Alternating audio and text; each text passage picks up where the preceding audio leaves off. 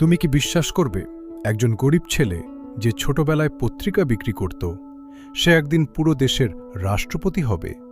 হ্যাঁ, এই গল্পটা এপিজে আব্দুল কালামের ১৯৩১ সালে রামেশ্বরমের এক সাধারণ পরিবারে জন্ম হয় তার পরিবার এতটাই গরিব ছিল যে ছোটবেলাতেই তাকে কাজ করতে হয়। ভোরবেলা ঘুম থেকে উঠে সে পত্রিকা বিলি করত, তারপর স্কুলে যেত।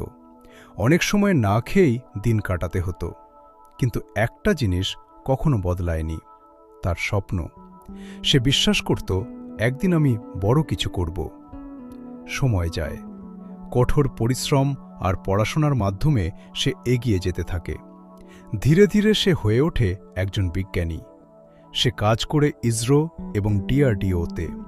তার মেধা আর পরিশ্রমে ভারত তৈরি করে শক্তিশালী মিসাইল, আর তখনই তাকে দেওয়া হয় একটি নাম, মিসাইল ম্যান অফ ইন্ডিয়া।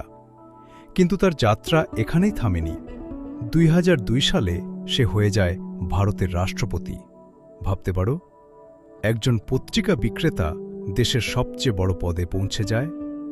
তবুও সে ছিল খুবই সাধারণ মানুষ। সে ছাত্রদের খুব ভালোবাসত।